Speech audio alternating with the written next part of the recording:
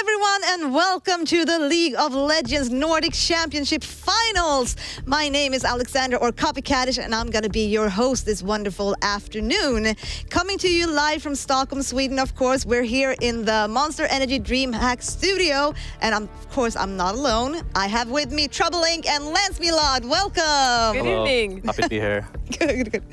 So we've had a very exciting 5 weeks behind us, and we ended up with 2 Swedish teams in the finals. That's always exciting.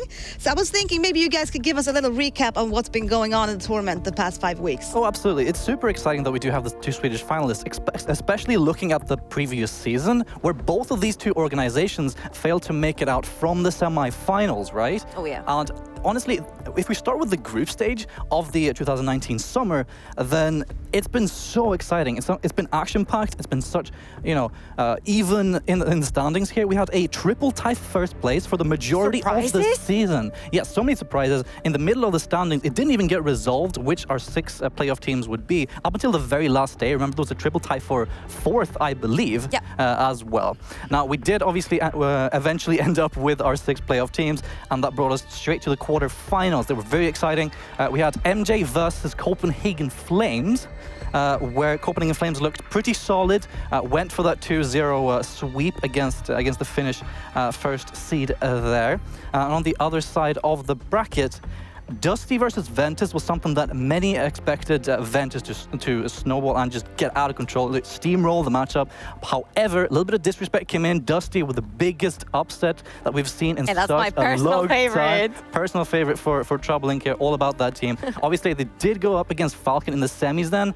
Different story there, where Dusty faced pretty much a brick wall. There were some glimmers of hope, but FALKN looking super solid against them. It was a pretty much a bloodbath of a series as well. Sure. So it really came into the stylistic clashes of these 2 teams. And on the other side, the final tribe versus Copenhagen Flames, I feel like the final tribe were sort of tested in a way, especially in the second game. I felt like it was cut so short, that series, because on the first game we saw Copenhagen Flames not playing Copenhagen Flames style at all. They tried to kind of bring the element of surprise, but in such an old meta that it didn't really matter, and TFT were able to diffuse the entire situation super quickly and easily. And then when we saw them playing as themselves, once again, we're like, wow, Copenhagen Flames, they're back, they're playing their style. One mistake is all TFT needs to take them down.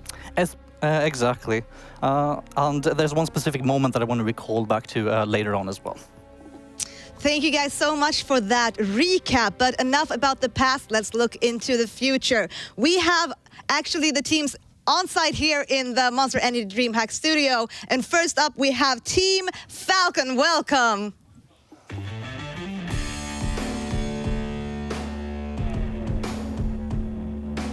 Now, FALKN, they were previously in the previous season known as Östersunds FK. They've rebranded since, so if you recognize that name, then you'll recognize a FALKN. And they're coming back to the Nordics with a vengeance after going out in the semis in the previous season. And they're known for their impeccable group play and fast-paced action. They're so solid as a group, and as well as in the side lanes as well. Super fun team to watch. A lot of skirmishes and a lot of surprise when it comes to the skirmishes, as we'll see much later in the statistics as well. I love how Skedden can actually play throughout the entire map if he feels like it, but it can also be individual performances coming from the 2 solo laners that will pull the entire team ahead into a mid-game victory.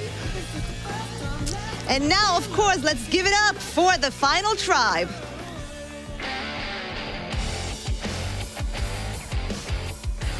Now, after both Swedish regional and Nordic championship success, the final tribe are looking strong.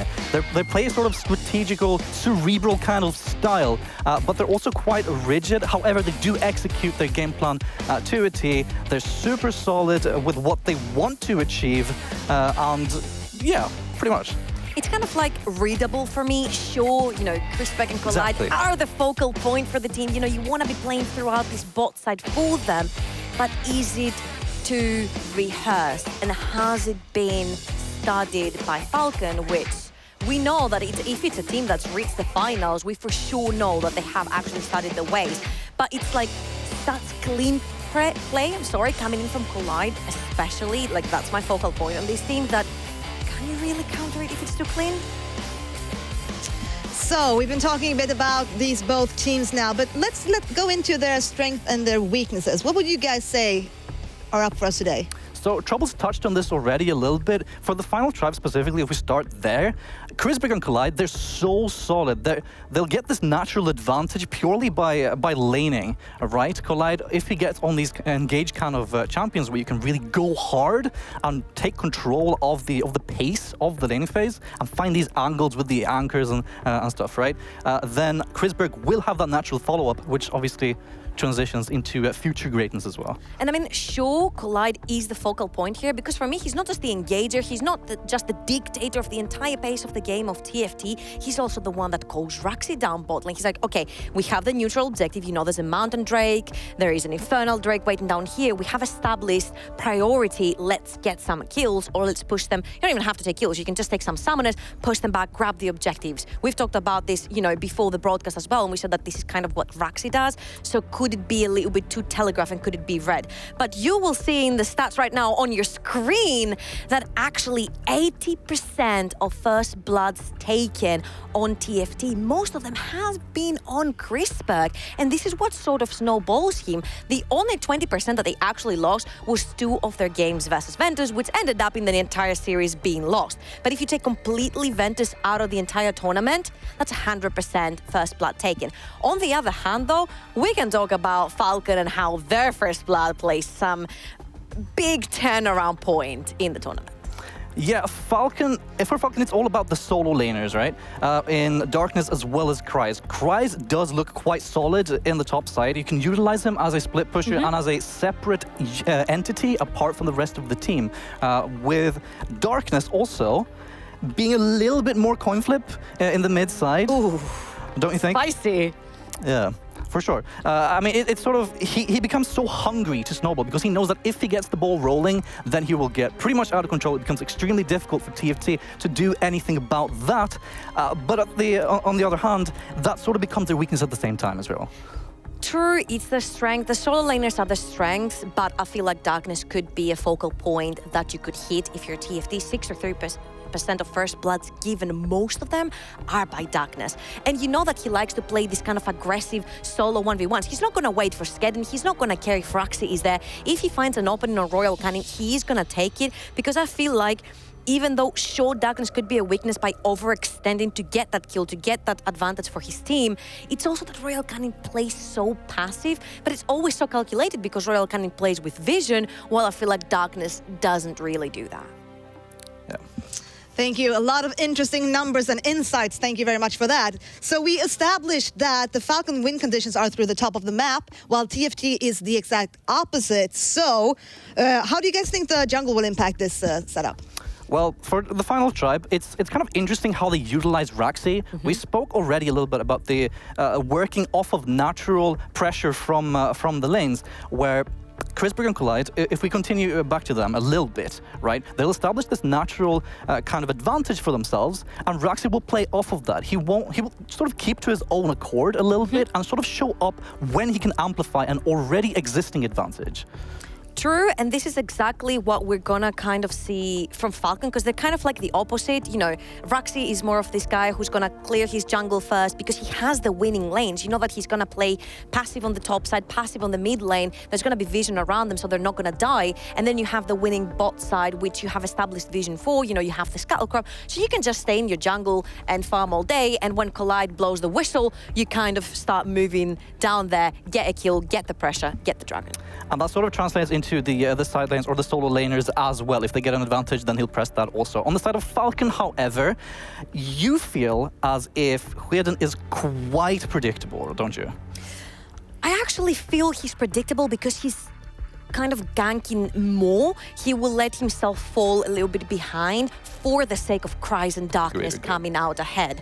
But that is also the focal point. You need Darkness and Kryze to get rolling, especially if we have like Skedden or something like the Karthus. You need to actually get, you know, your assassin or your brawler or your fighter topside kind of start rolling so you can leave them to their own accords, and then you can move back into your jungle by having a more safe bot lane. Now, talking about the two junglers though, it pains me to say that if we look at the top highest skill participation of the entirety of the tournament, they're nowhere to be found. That's why you can see that mostly There's two different reasons why none of these two junglers are actually in the top 5, but Chrisberg is. So you do see kind of a path forming here where Raxi will play towards bot side, but TFT will not fight unless Chrisberg is there. That's why his kill participation is the highest in his team as well. Whilst on the other side, we kind of see like 50% kill participations for the entirety of FALKN, which means that Skedden is kind of like around the entire map. They kind of grouping in two. They enjoy more the scare misses. And it's this proactivity that we talked about from FALKN that could potentially catch TFT off guard. You guys, I know you can talk about win conditions and junglers all afternoon long, but I'm going to break in right here since the pick and ban is only a minute away. So what would you expect to see or not to see in this upcoming? Well, for FALKN, I think they approach the pick and ban phase differently from the final tribe, right? If we talk about the ban phase more specifically here, is that they target individual strengths more so than both teams like prioritize the meta champions as well, as we'll get to later on. Where it comes to TFT, they'll be super rigid on what they don't want to have in the game, no matter what their opponents perhaps are, and that plays to some of their strengths and weaknesses as well.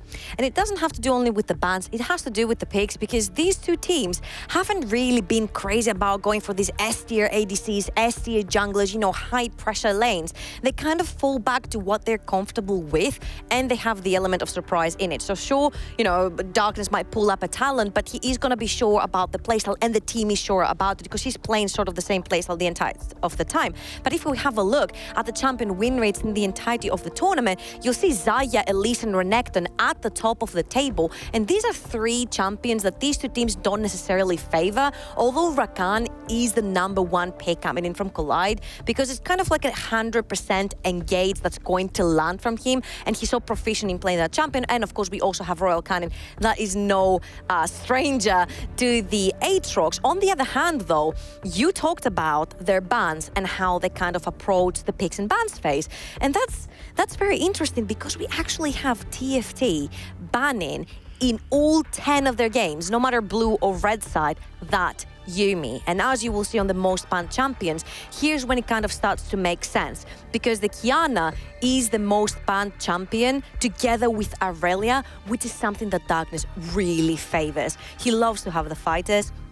He loves to establish that pressure through his mid lane, even solo. He's not going to wait for Skidden, which we said could be shaky, could be getting a counter gank right there. And of course, that Yuumi that has been a champion that a lot of players have resorted to because of its strength. Now, Salas and Nico, not really a threat right now. I feel like more of a counter pick on the second picks and bans rotation than most likely something that you would be scared of for a first pick, just because of the 9-16 changes. Exactly, and 9-16 changes do bring a bunch of interesting stuff here, and we might see some of that in the pick and ban phase as well. Now, a throwback to TFT's draft, they sort of eliminate these picks that don't want to see. Yuumi, we're expected to see that banned away. I'm also sort of looking to see perhaps a Lux as well with the 9.16 changes, right?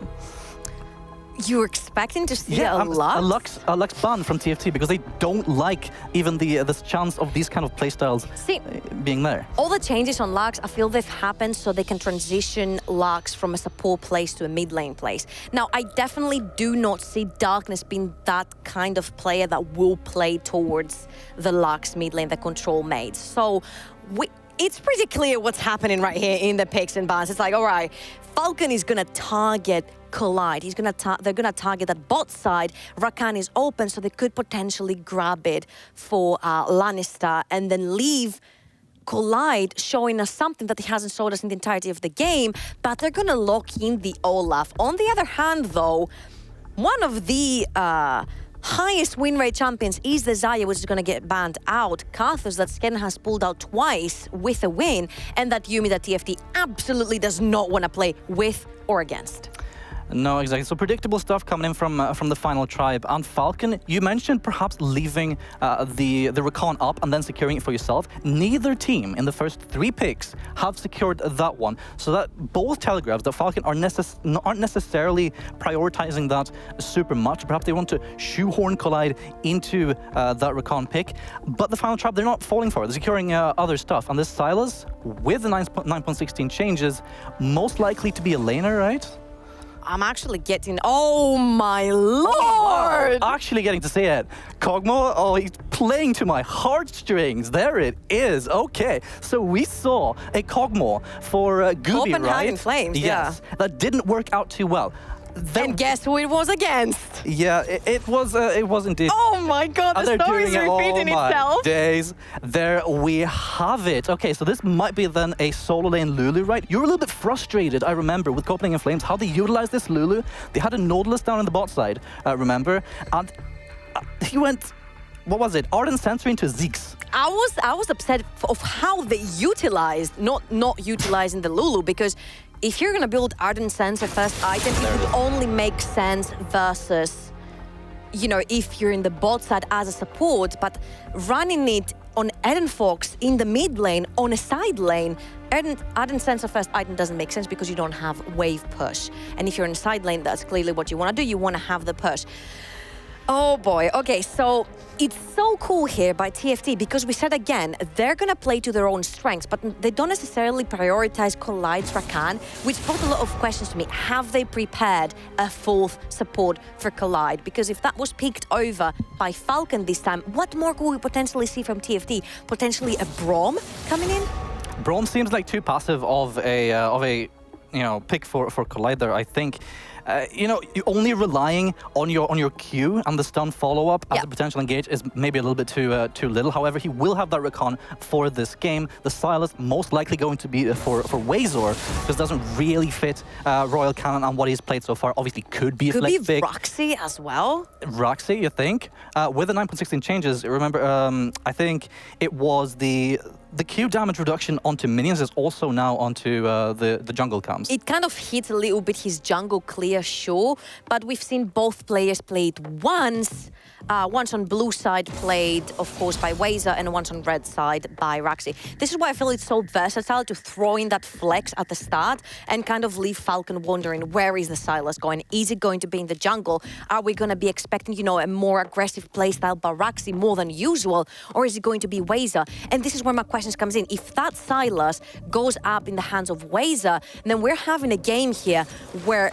And it is going to be the case, so you do know. I'm not really expecting to see Royal Cannon on that Sylas at all. It doesn't really fit the playstyle we've seen him play with. He's even pulled out the Orianas twice on blue side for safety. So I would expect for FALKN to go all out with Cries in the top side. Yeah, for sure. I do think that that's a very, very solid approach for this team. Obviously, he's been a star player for them for quite some time. And Ori actually being locked in. This is like... Lulu top or bot? Yeah, it could be Lulu support then, right? Maybe they're adapting that and actually sending Lulu's bot lane with a pure support build. Lower income, so the items will, they won't amplify the Kog'Maw as quickly, perhaps. But... I mean, the laning phase will still be there. There's some protection, there's some peeling with the Ori. I mean... Ooh, and the new and improved Jux might be coming in, which fits Cries so perfectly. Because we've talked about Cries and his top lane kingdom, as in he wants to kind of go on a straight line and win through there. For sure. And doing that is going to be quite easy versus Wazer, unless you want to pull out a Karma right here and try to kind of, stop the power spike of Jux in the start of the game. There might... Actually... I think we're going to have the Sylas in the mid lane. Yeah, it does. Unless we're going to see... Yeah, exactly. Royal Cannon is going to be onto that Sylas, which does make sense since we have an Ahri. You've got the AP shield. You've got ways of, locking her down. And the Jax with the Renekton is at a skill matchup, which earlier into the game, the favor does go a little bit to the Crocodile. So... I can't wait to get into the game and see how this Lulu Kog'Maw is going to stay alive in the laning phase. Yeah. Did I cut you off? No, not at all. I'm super looking forward to it as well with the Kog Lulu, as well as the Ahri mid lane. I think it's a super exciting pick. And with the Sylas answer into it... You think it's an exciting pick because you like Kog'Maw? Okay, with my own bias, if you guys look at my solo queue, you will see these two champions, like Kog Ahri, right? So I'm super hyped about that specifically. Yeah. But I do like the Sylas into the Ahri as well. So picking Ahri here... I don't know. I'm not convinced with Sylas already being on the table because he matches in so well, right? He's got all of the natural mobility in his base abilities. You steal that Spirit Rush, and you can either chase down, be aggressive, you can be a better version of Ahri, basically. Pretty much, yes. Yeah. Right. Yeah, I'm kind of at the same pace here with you. I feel like if you're going to play the protect the Kog'Maw, I did like the approach of Copenhagen Flames where you pull out 2 supports instead of 1 and utilize maybe a little bit better the Lulu in the mid lane.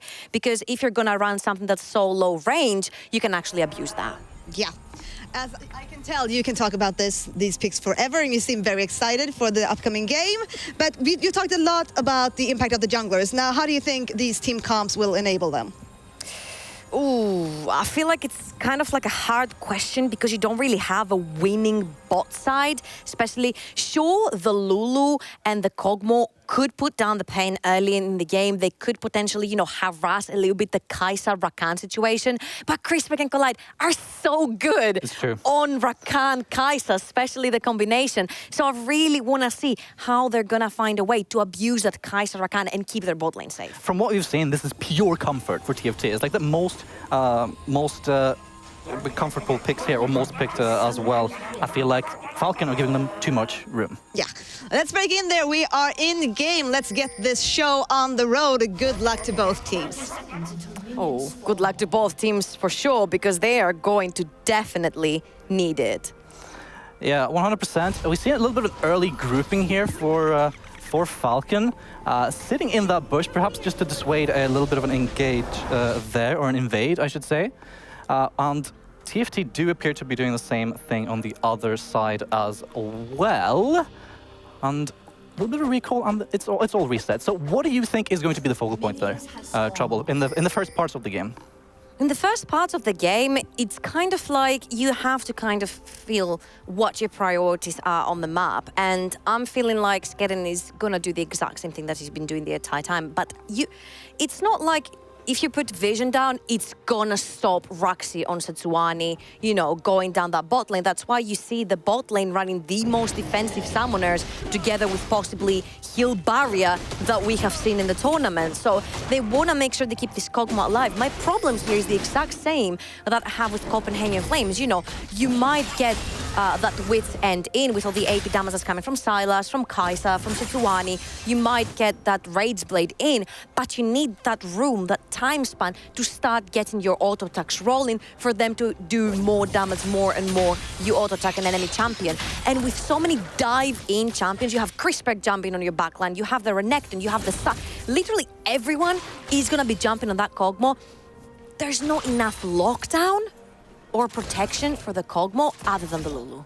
Yeah, it does seem as if they're giving them a little bit too much room here. I'm going to go back to the same kind of point that I made in the Copenhagen Flames games. I think you can one-item semi-spike as Kog, depending on how or which route he decides to go here as Namex.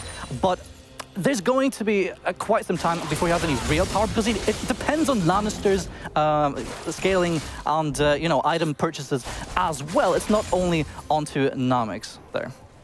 And that's pretty much the problem here, because I don't think Namex will be a huge problem as well as Collide and Roxy do their job properly. We've seen Weza a lot of times, he's just holding his own, and we see here Skedden doing the exact same thing he's been doing on that Olaf. It's top side clear, bot side clear, let's invade and find where Roxy is. Puts that ward on there to try and potentially catch Roxy in his jungle so he can try and keep the bot lane safe. Talking about keeping the bot lane safe, Roxy's already down there. Where do we expect Roxy to be? It's going to be in the bot lane. FALKN is Look way at to push. what Collide and Crispec are doing. They're enabling Lannister and Namex to naturally push into them and then punish them accordingly. And that's going to Collide with that first blood. Cleanse comes in. All the TPs. Namex, but the TP in the response. Pure FALKN style. All the TPs coming in. 1 kill traded. But look at all of the TFT responses. They're ready for this. They've done their prep work. And it's going to be a 3-for-1. And you can't really stop pulling TPs when TFT clearly has the TP advantage. Darkness is sitting in the mid lane with Ignite. With what else? Even when he plays Vladimir, he runs that Ignite. Every single champion has to play with Ignite in his hands, and you don't have the man advantage. So the second you pull Crisis TP, you know there's gonna be 2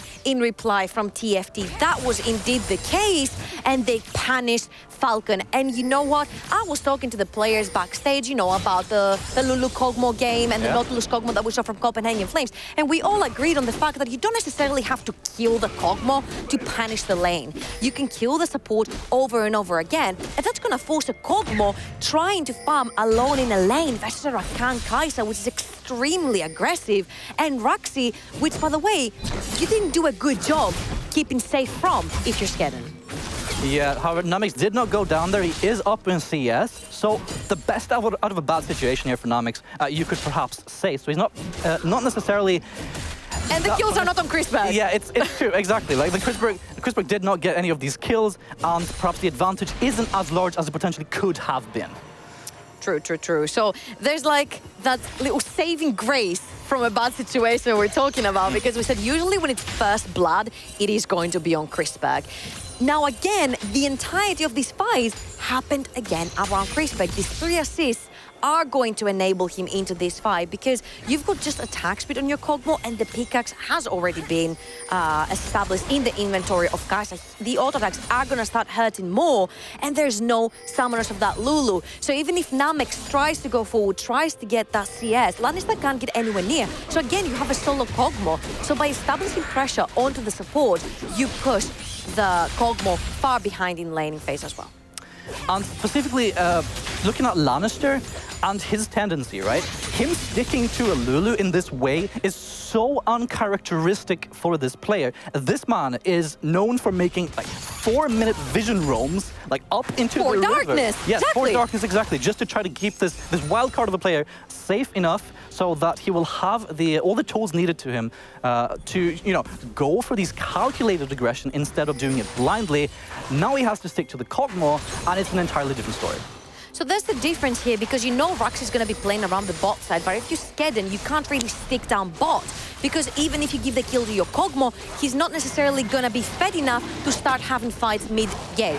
The Ari is really strong. The Jax on his Trinity Force spike is really strong, and now Roxy is sneaking a dragon underneath their nose because they have priority bot lane and they haven't been spotted. And it's so textbook from TFT. It's according to textbook, Roxy. It is. Get bot lane priority, have Roxy come down, say hello, get a little bit of an extra advantage. Ooh, Infernal break, anyone? Into Infernal. However, Namix and Lannister do put down the pressure onto Chrisberg. Now, he has to lane with a chunk. 50% of his HP removed. Yeah, Collide will be able to, heal some of that back. But that early Infernal onto this team with triple carry here, Wazer's going to be huge as well, right? Very valuable for TFT. I was about to say that this is going to play a big factor for Wazer, because he managed to grab 2 assists when he TP'd down there as well. And you can see that he's already 10 CS ahead of the Jax, and he's actually bullying Kryze in lane. Now add the Infernal Dragon onto a mid-game, early-game spike champion such as Renekton, and you can see how, even though it's a cross-map play away from Wazer, it's actually affecting him in a really good way as well. And it's kind of, this is what we talked about a little bit at the start briefly, the fact that if you're TFT, you kind of want to push back Kryze. You don't want him snowballing out of control. And Wazer is doing a great job at keeping him at bay. It's true. This Renekton pick working out really well for them. Yeah, there was that, Q buff to Kryze with the cooldown reduction down with 2 seconds, I believe. But, that doesn't really matter that much until later on. And until that point, Wazer will be doing his best to punish this lane. However, look top lane and where the junglers find themselves. Roxy have gone for that invade, but it's against an There's no flash on Roxy. Meanwhile, there's a dive just to zone off Kryze. But however, Ari is moving up. That is going to be that 1 versus 1 kill. Roxy take it, the roam from darkness. This is exactly what we're expecting from this team. Everyone just shows up eventually. And from textbook TFT, we move on to textbook FALKN. Darkness clearly leaves the entire wave to die underneath the tower so he can start getting himself rolling. And guess what? If you find the Olaf in the jungle, don't fight him. He's too good at life stealing when he falls lower and lower in HP, and he's too good at killing champions in his own jungle. Darkness manages to pick up 1 kill, 2 kills already on Skedden as well, and this is how you kind of start to get yourself rolling, because Kryze does not die there, and you start getting your 2 carries here rolling, and Darkness does really need these skills to get that Ari to the Luden's Echo Pod, so when that taunt lands, you can instantly 100-0 someone. I fully expect Darkness to then sort of leave the lane and try to move around a little bit. And it's super interesting to see how FALKN will utilize him because he is on that ignite, right? So he sort of has to be within walking distance if FALKN wants to be FALKN. Yeah, they could just slap him in a solo lane eventually, but he'll be against either Royal Cannon, who said is, you know, a fairly good matchup into Darkness Pulse 6, or the Renekton, who I don't think he's really going to care.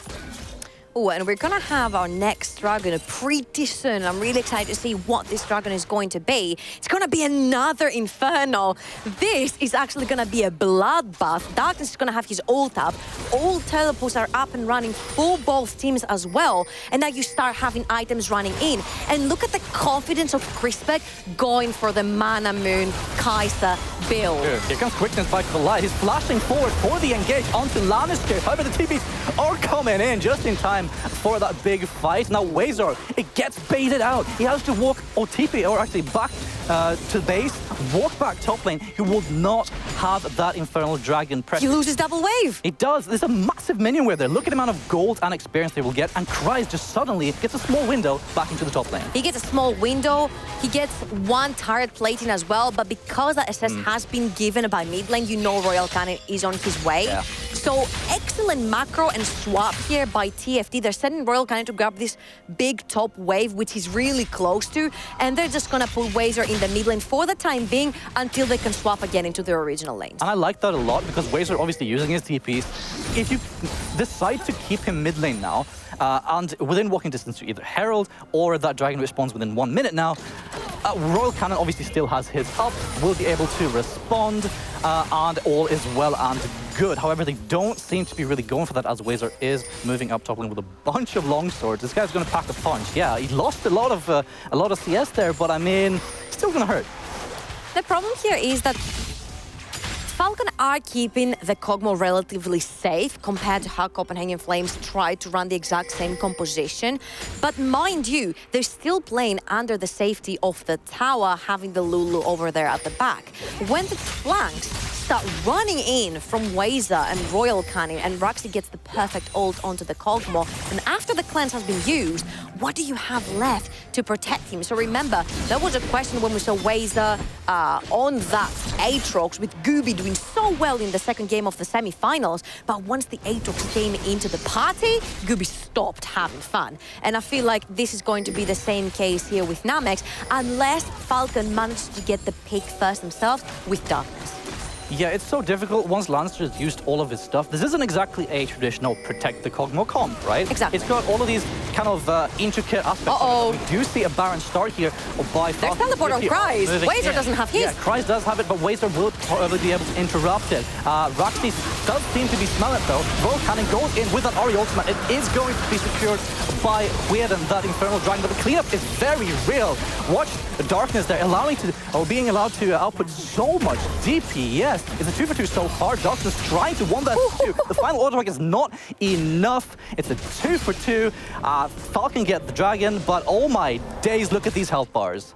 And do you see they were able to wreak havoc in this pit when the Sylas got in, when the Sejuani got in? Wazor was nowhere near this fight because he was too busy bullying Kryze away from him TPing down bot lane and sealing the deal for FALKN. So we're gonna see the lane swap coming in here. So they did secure the Infernal Drake, and now they want to move topside to potentially secure Shelly as well. This is typical TFT right here. This is typical Roxy. Wherever there's a neutral objective, you're gonna swap your top lane there, your bot lane there, and FALKN, I'm reading this very well. Yeah, it's super big ups to FALKN here. The Final Tribe usually get these huge advantages of being the proactive rotators and making these macro kind of decisions. It's obviously it's a fairly obvious move to make to send these bot lanes up top, but I still like the fact that FALKN just do it instantly. They don't delay. They prioritize matching it because they know what happens if they don't. If the Final Tribe establish a presence in the lane before them. However, Namex is there as well and safe. Lannister's waiting around in the vision, and Roxy doing Roxy stuff on the neutral. Again, Collide is trying to zone off some attention here with Queerden waiting in the wings. Gets that control ward down there. Watch Royal Cannon as well. Now, there was a very interesting theory said by Frostcore in the fact that after 14 minutes, Shelly kind of becomes a really boring neutral objective that is not worth fighting for. And I'm going to hold my tongue here. Yeah, Darkness landing that charm onto Raxi. The auto attacks from Namix are coming in. However, FALKN is biting up a little bit more than he can chew. Collide goes in, but he goes into 4. And FALKN actually get a 2-for-0 here. And I don't think either team picked up Herald. I think, again, TFT are overpulling the trigger. You have 4 people only. Wazer is stuck down bot lane trying to take this tower for you, and you're going to contest a Shelly that's going to be used after minute 14 and it's not going to be worth any gold. So the interesting theory that came from Frostgreen was the fact that after 14 minutes, it doesn't really provide you any gold. It might get 1 charge on a tower. Yes, sure, it might give you a tower, but after 14 minutes, your side laner could give you the tower also. So the time spent, especially in this game, the time spent for these 2 teams trying to take Shelly, it could have resulted in a lot more farm for the Kog'Maw and all the other members that really do need it, and you kind of do the same as Wazer. You stay down bot lane, you try to get yourself farmed up into these situations, and then you keep on fighting for the dragons instead of going for Shelly. Instead, you can just pick up a fight somewhere, pick someone off, and then translate it into Shelly. Bot lane of FALKN, though, has no flashes.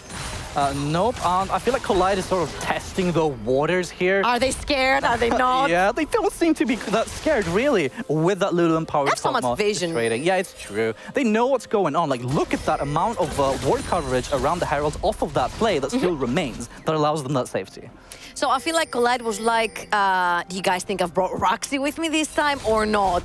That's why he was testing the waters. Are you scared of me, or do you know what's behind me? Well, there was nothing behind them. And I just love the way Namix is playing in this game, because I don't think we've ever seen him play like this. He's playing so aggressive on that Kog'Maw, which is not necessarily the most aggressive pick to be on. It's not necessarily the best frontline ADC you're gonna find in the tournament, as seen by Gooby as well, who loves to run ADC frontline. And right here, I feel like they're gonna lose the top side tower. Yeah, Namix because they failed on the fast rotation, yeah. Yeah, they just back away here. They send Kryze top, but it's way too late. I think that was a straight-up donation for TFT there, or to TFT. And this is why Shelly doesn't really provide you much, because right now TFT managed to do whatever FALKN would do with Shelly, but without her, meaning they already took the waves as well. So had they stayed top, pushing in the waves, while FALKN was letting all these waves crash underneath their tower, I feel like would have been a little bit more worth it for TFT rather than losing 3 members in a chaotic fight. Yeah, I have a little bit of a theory here. FALKN sending their bot lane bot so early just to establish a presence, because they know that TFT, will most likely. Yeah, exactly. Just in time for the dragon to spawn, right? Within Another Inferno! Such a snowbally first 3 dragon series that we've had here. Whoever gets this one will have that slight start advantage, but I really like that by FALKN. It feels like they're encrypting Raxi so much. They know every single move. It's like, okay, we took the dragon, he's gonna go top for Shelly. Guess who's gonna go there? The bot lane from TFT. But look at that. Shelly is only gonna get a middle charge, which is gonna get stopped. Last forward by Collide gets a huge knock-up. FALKN in the waves. Watch Wazer. He walks all the way from top lane. Namix is doing his best to output the DPS, but he gets assassinated by Chrisback, who is way too strong. TFT, they split up the fight. They trade 1 for 1. Neither team has taken Infernal, but TFT have priority. TFT have priority?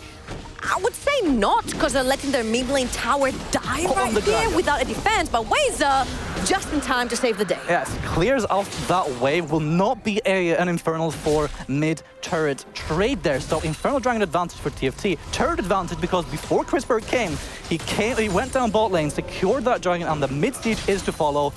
The objective game by the books. It's so clean macro by TFT. They're like, okay, we don't need the Shelly because we know we can establish pressure on the map by just having our laners. So they're keeping Wazer bot early into the game to try and push that tower super low. Chrisberg finishes the top one. They swap into the bot, finishes off the bot lane tower, managed to save mid lane just in time. And you saw when that Wazer flank came in, boy, did Namix go down really quickly. Yeah, it's true. And he walked down.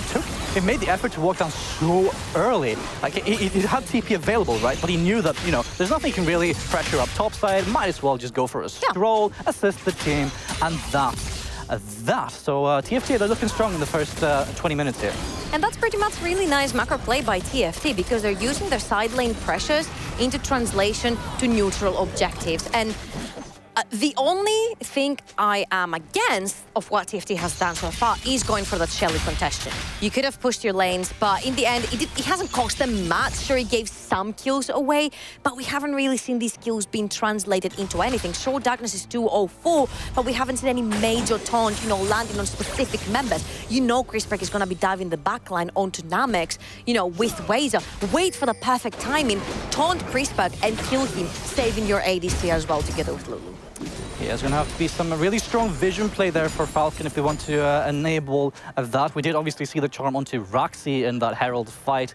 It did allow them some momentum, sure, but, you know, FALKN utilizing that Herald in that mid lane didn't really amount to that much. Obviously netted them the turret later on, but I think it was just used as a distraction for that Dragon play, which they knew was coming up anyway, right? And that's the theory we talked about. Like, you spend so much time, so much resources trying to get Shelly. Oh. No turret, remember. Raxi. Rise in a 1 versus 2. Wazel stuns him up. There is that Dominus as well with Christ popping his ultimate as well for some Chrisberg survivability. might be joining. Yeah, look, the entire crew is on the way as if they have switched roles. However, there's a Baron ping by Royal Cannon there. So he's sort of, you know, scouting if there's going to be a reply by FALKN. Not sure that's not really the cleverest play, because Wazer does have the teleport to get in and play distraction onto the entire team. What? Wazer gets the flank onto Namex. That's exactly what you talked about. Comes in from the wayside, assassinates this Kog'Maw. The risky pick is not paying off so far. Getting picked off for the 3rd time of the game. TFT immediately rotate to the mid outer turret. And this is sometimes the fundamental of how a player is used to play his ADCs. You can play the Lucian, you can play the Xayah, you can play the Kai'Sa in the front line, but you can't play Kog'Maw like this. You have to be careful of your positioning, you have to be careful of your surroundings, and if you could potentially get flanked. And there he was literally caught with his hand in the cookie jar and killed for it. And taking the cookie away from him. Yeah, he didn't get anything, did he? I think who ate the cookie? I think it was Chrisberg who ate the cookie in the end. Pretty much. But yeah, beautiful setup there by Royal Cannon now. And TFT are utilizing their solo laners to try to get the jump onto Namex, coming in from so many different angles. And it just shows how much these guys are used to playing around these neutral areas where they get to dictate the pace. Remember, they got to get the jump onto FALKN. And it was collided again. It's true. And the trigger is just there. It's ready to be pushed. TFT showing up on the day. And the thing is that I would have seen possibly a Lucian working better. Even with the Lulu bot lane, you can punish the Kai'Sa. But playing a protect the Kog'Maw game without a protect the Kog'Maw composition kind of lacks. You know, we've seen Kog'Maw back seasons ago with a Mundo top lane, and Olaf in the jungle, you know, a Zac in the jungle, a Sejuani in the jungle, something very beefy, meat sealed at the front line. And then you see kind of the double support composition. It doesn't have to be necessarily support from mid lane. It could be something like an Orianna, potentially mid lane, a Karma, potentially mid lane. But we know that's nothing the Darkness is interested in pulling out in a game. So it was this time Lannister that had to take the bullet, which a lot of times is the engage of FALKN as well. And he's usually the one to get Darkness behind. Now Darkness is stuck on 2 heals. But perhaps FALKN are sort of accepting the fact that Chrisberg and Collide are such a strong point here, that they're choosing to utilize Namex maybe as a late game insurance card, because it will be quite difficult. Gonna make it to late game? Yeah, I know, but you know, look at the rest of the composition, right? You got Queerden running at you. It's Olaf very strong in the mid game. Jack strong with a couple of items. Darkness with the freedom. He's looking quite alright in this game, right? He's you know, kept to himself a little bit, slowly snowballing. So I think that the rest of the composition enables them a little bit to buy time at least. See, what I feel is interesting here is that Skaden is going to be running through the entire team, trying to get to Chrisberg because he has no way out, because he's immobile. Well, guess what, though? The second Olaf is on Chrisberg is going to dive all the way to the other side of the team fight to try and get on Namex. So you're going to have an Olaf kind of trying to run back and forth, trying to chase Chrisberg to kill him. And we saw that happening in the bot River fight as well. And it just didn't work out in favor of FALKN. No, it really I'm just very judgy today with the Kog'Maws, because I'm like, there's so many more champions that you could have put there. But I mean, Christ wants the 1v1. A little bit of a brawl here. Dominus actually popped there by Wazer, and Christ just sort of baits it out, pops down the control ward to perhaps buy some distance. We're going to see a Baron dance here. It seems like it. And Christ pulled the ultimate out of Wazer, which means even if he TPs onto that Baron, he's not going to have that utility on him. It's true. And also, if he doesn't insta-give Namix, it allows Namix and Lannister the time and the ability to trade back with Dominus extra HP obviously not available. Wizard is going on. Away. There's no vision, as you can see, for Falcon in this area. They're on it, down to about 40% HP, and Falcon are busy scouting with living artillery. They know they're there, they just can't walk in. There it is. They were so scared of a setup that TFT gets such a cleanly set up Baron at 24 minutes. Beautiful stuff. And you don't necessarily have to play aggressive to beat the playstyle Falcon is throwing at you, because it's all over the place. You have a split pusher, you have an assassin that can't really go on the side lane. You have to stick with the entirety of the team because you're kind of like this taunt that your team needs to be set up to go forward into the fight. Lannister and Namix cannot really be on the side lane or in the mid lane alone because Olaf can't protect them. They can protect themselves underneath the tower. So it's kind of like all these ideas and compositions coming in together where you're like, how are you gonna execute them all at once into one composition? Yeah, a little bit questionable there. We do now see the Baron power play by TFT already going in, pushing that established vision that they had around Baron Pit, moving it up into in between those inner turrets. They want to try to pressure this one. Royal Cannon on the split push duty, and it does seem like the standard 1-3-1 kind of ordeal that we know these guys for so well. I don't think Royal Cannon wants to go against Pride at this point. Sure, he has the sickest arm guard in there, but I feel like oh boy, mid lane. Engage again, but look at the amount of damage pop up there. The growth there by Lannister. CCing Collide as well as keeping Namix alive. And now you can start to see, right, that Namix is starting to get the survivability through his teammates, through his own life steal. There's a little bit of magic resist and all of that jazz. Does survive this one, and Collide, perhaps. I don't know about survivability because the only one there was Christberg. It's true, but you add Royal Cannon and Wazer to the equation, and Namix was gonna be poof. He was just gonna be air. It wasn't gonna be a beautiful butterfly anymore. But you know, crucially, they do. Christberg ulted in. Well, look at this guy! Killer instinct. The ball's on this guy. Christberg is cosplaying Gooby right now. It's true. Now, Christberg, solid mechanics there. They do have that cannon minion. I just have to sort of assist it. We'll be able to push into this mid inhibitor turret as well. So gorgeous stuff there. And that's your wave clear. Exactly. And your ADC gone. They could push for the win. They've got 10 more seconds. Do you think they can push for the win at this stage? They've got double cannon minion with them. They almost engage onto Collide. Watch Christ. Flashed away by Christberg. Just by Sam Charm. And they're going in. Royal Cannon. Darkness Spirit rushes away. The re-engage by Christ gets one. Sure, Wazer is pushing the silence. That's a 2-for-0 so far. Falcon is looking for more. Turn lands onto Christberg. 3-for-0. He can't fully kill off Darkness. Watch this man's HP bar. 3-for-0 for Falcon. And what did we say? Cries gets ahead, Falcon wins. He gets into one team fight, pulls up the triple kill, manages to get 2 for himself, 1 donated to Skidden, but you just start seeing that Jax rolling in. Once Spear of Sojin is completed, he's gonna be a menace in the side lane, and you can't put Royal Cannon down there. You could potentially put Wazer, but we've seen how easily Kryze is able to manipulate himself around Wazer. He pulls his ultimate, and then he goes away. He's like, fine, if you want to pull your TP now is the time. You don't have ultimate, I have my ultimate, we can fight it up there. And now, obviously, Kryze does finish that Spirit of Sojin, so he hits yet another power strike with all of the gold that he cashed in. I think it was about 1,000 gold cash in of Christberg there. So a bunch of gold there. Still behind Wazer, however, but obviously a massive purchase as well. And crucially, Trouble, they Look did at the difference on the ADCs, though. This is massive. That's 3,000 gold. Yeah, it's true. In pure TFT style, right? Another dragon for TFT here. They got the setup, they got the momentum. Obviously, Falcon, they don't want to see another mid push here. And crucially, as I was about to say, Falcon do pull this trigger to defend with Kryze just before the inhibitor drops as well. It might have been a little bit of an overextension by TFT as well. But these two teams, we said, oh boy, Christberg. Oh, Okay, I mean, there you go. FALKN with the vision play, the charm lands, and there you have it. What are you doing there? You know, TFT lose so much momentum off of this as well. Look at FALKN, they're just going to group up. Sure, Wazer's on the sideline, and yeah, you can just send Kreis. Kreis is perfectly fine now, right? True. Exactly. He can 1v1 him all he wants. He can stop him from TPing back into the fight as well. And now you have mid lane dominance. Whoa. If you're FALKN, you can pressure in the waves and then transition that into top quadrant vision onto Rax's jungle, which will give you an easy way in contesting for that Baron that's going to come up in a couple of seconds.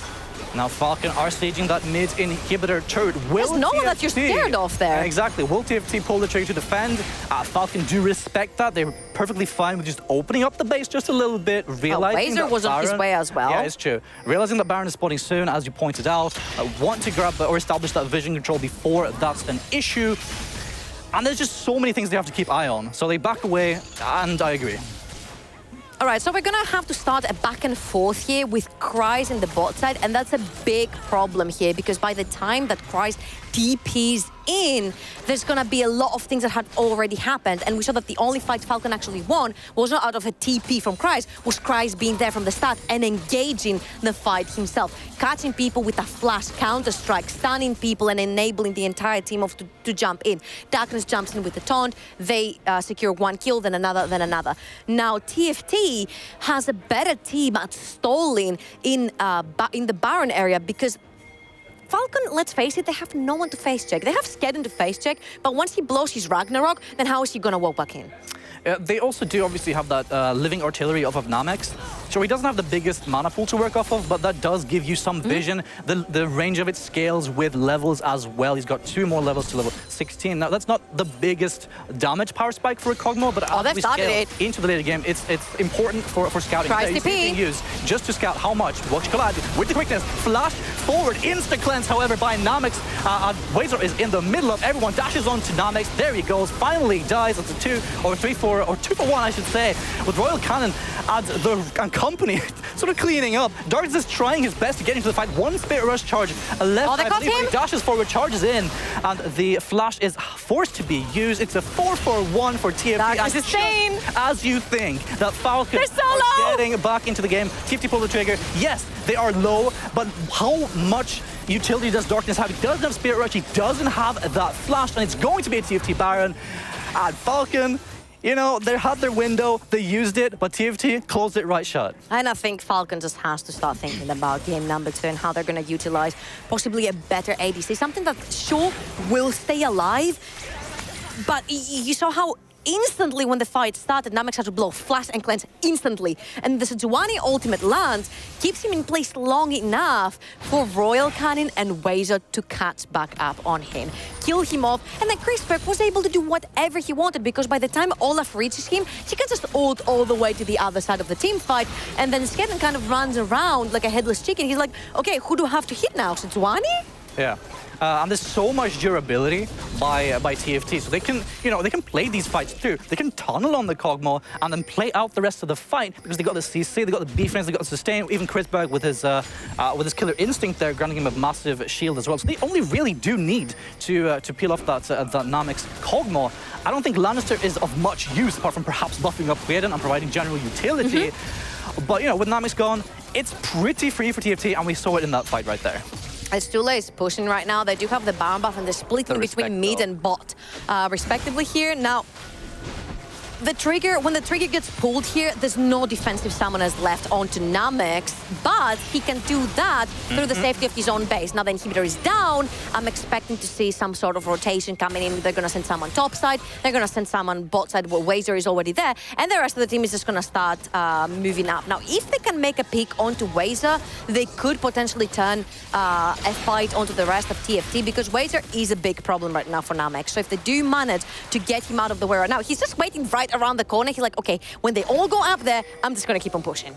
Yeah, and it's an issue based on how he's being used, right? Perhaps a generic Renekton perhaps isn't the biggest threat post the 30-minute mark, right? But with the way he's being used, going onto Namex, using him to draw people down to the bot lane so that the rest of the final tribe can move in, get that mid inhibitor, and play respect peacefully and not over eagerly. I just love to see it from TFT.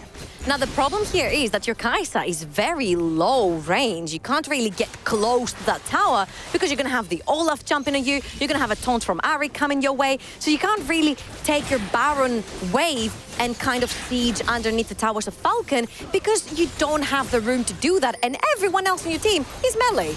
Yeah, it's true.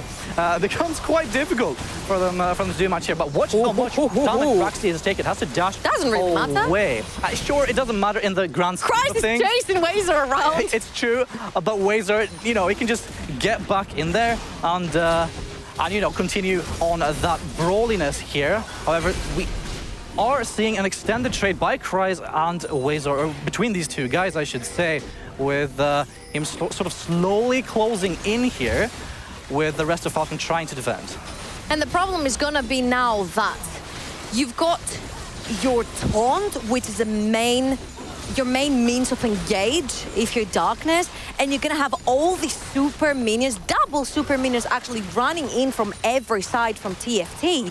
So how are you going to get this engage rolling for you? On the other hand, all TFT has to do is kind of bring in the waves. Just boost every wave at once, and then they're gonna either have to fight you or respond.